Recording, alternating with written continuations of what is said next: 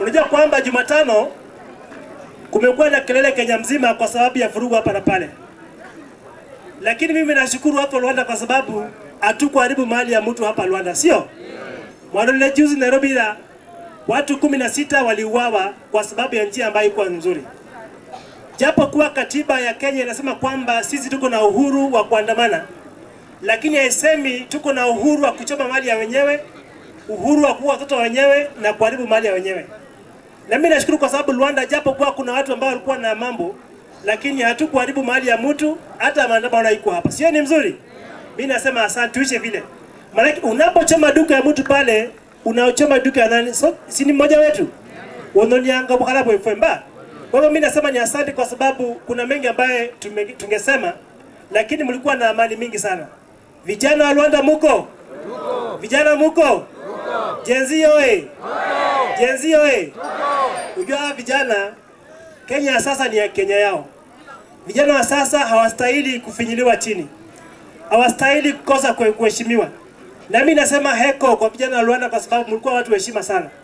Kwa sababu japo kuwa kuna mambo hapa na pale, hamukuua mtu, hamukuchoma kitu wenyewe ama kurusha mawe kwa duka ya mtu. Mimi nasema nini? Asanteni. Kwa sababu unapovunja duka ya mtu, unavunja duka ya mwenzako.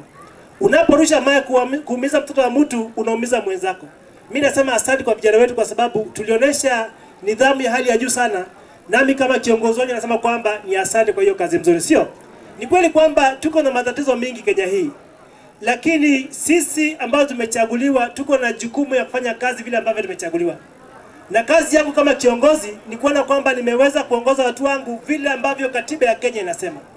Katiba ya Kenya haisemi umvurushe mtu.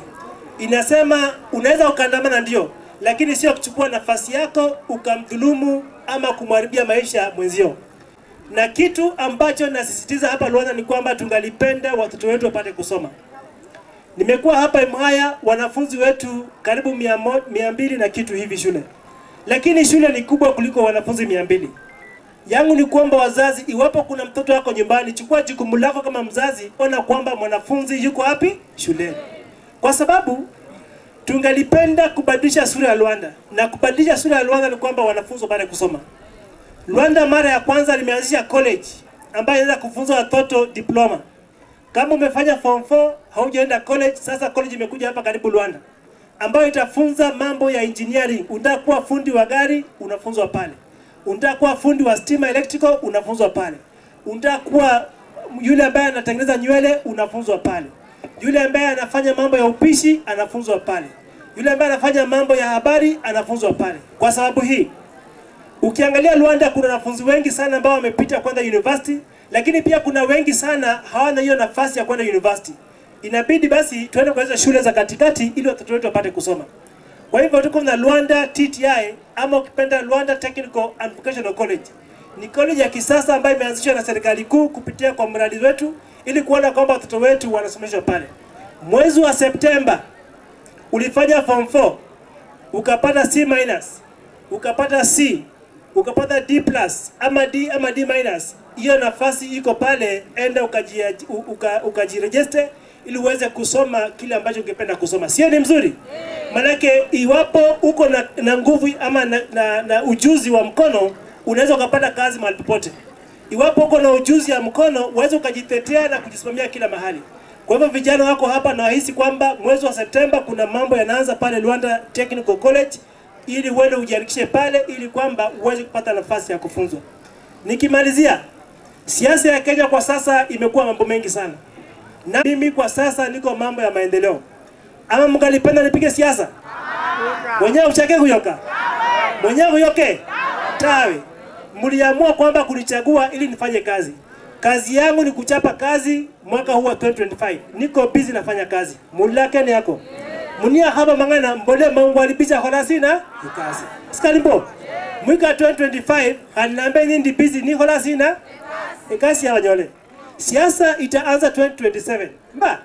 Kwa hivyo wanaotembea hapa mambo ya siasa waambieni Mungu wako busy anafanya nini? Kazi. 25 tuko busy. 26 tuko nini? Lakini 27 Januari nitakuwa niko tayari kwa vita ya kimwili na kiroho. Hiyo iko sawa? Kwa hiyo kwa sasa hivi wanaotaka kupiga kelele wacha wapige kelele, lakini sisi tuko busy nafanya nini? Kazi. 27 uwanja ukifunguka, mimi nitaweka mambo ambayo nimefanya. Wao pia waweke yao, tuone nani amefanya kazi mingi kuliko nani mwingine. Si namna hiyo? Kwa sababu mimi sikuchaguliwa ili nitukane wenzangu. Mimi sikuchaguliwa ili nipigie kelele wenzangu. Mimi sikuchaguliwa ili niwaharibie wenzangu majina. Nilichaguliwa nifanye kazi kwa wananchi wa Luanda. Halo? Fanya nini? Kazi. Kwa hivyo ningeomba vijana na wamama na wazee walio hapa, mwaka huu wache uwe ni mwaka wa kazi. Siasa inakuja huko baadaye, mtaangalia mtu kulingana na matendo yake. Sikalimbo? Kulingana na nini matendo yake? Lakini mnapoangalia matendo, ni vizuri kuwa pia na ukweli. Kuna wale ambao walitumwa kwa shamba walifanya kazi, na kuna wale ambao walikula mbegu. Halo? Umetumwa kwa shamba upande, kuna wale wanakula nini? Maungo anafanya nini? Kwa hivyo nitawachia nyinyi pale 2027 mtaamua kwa hayo, sio? Kwa sasa sina mengi kusema tu, asanteni sana. Ilikuwa nikuja nitembee hapa nisalimie watu wangu na mmekuja kwa fujo sana. Naona mko wengi sana. Lakini ambia mwenzako nimejipanga. Halo? Ambia mwenzako mfanye magani? Na kama kuna ule yako nyumbani ananisikia, mwambie akuje haraka. Halo? Kama yako nyumbani mwambie afanye nini? Kwa sababu leo ni vile nilisema, mimi natoka Wemelabi na naitwa Patrick Ahwale. Mimi nataka niende nyuma hapo kidogo. Na nataka niambie watu wa Mabungo na watu wa Wemelabi. Kwa ule muda mimi nimekuwa kiongozi, sijawahi ona kiongozi ambaye anachapa kazi kama Pawaso. Ukweli ama uongo? Si ni ukweli? Mimi leo nimetembea kuanzia saa 2 kamili. Tumekuja hapa Ivona, tumefungua ofisi ya chief. Tumeenda Ibuvi, tumefungua madarasa kule. Tumetoka hapo tumeenda Biba, tumefungua madarasa. Tumekuja hapa tumefungua madarasa ingine. Hiyo ni shughuli ya siku moja.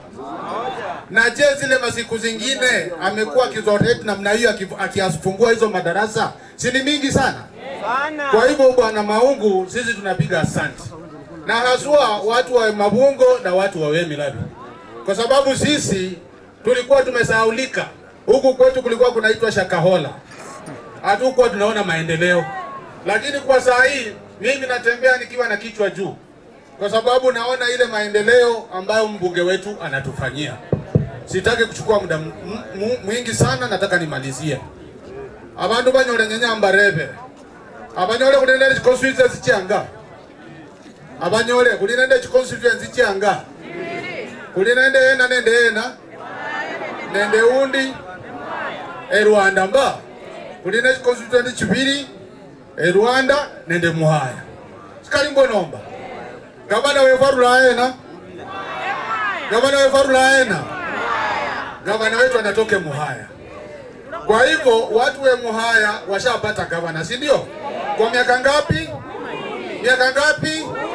Na sisi watu wa Luanda tunasema mwaka huu ama 2027 sisi pia lazima tutoe si hivyo? Na huyo wetu tunatoa ni nani? Hebu semeni watu wasikie ni nani? Mimi sitasema mengi. Kama kuna mtu hapa anatafutia mtu wa Muhaya tena kura ya ugavana, ashindwe, si ndio? Nyasaa balinde. Umami Maungu, karibu sana.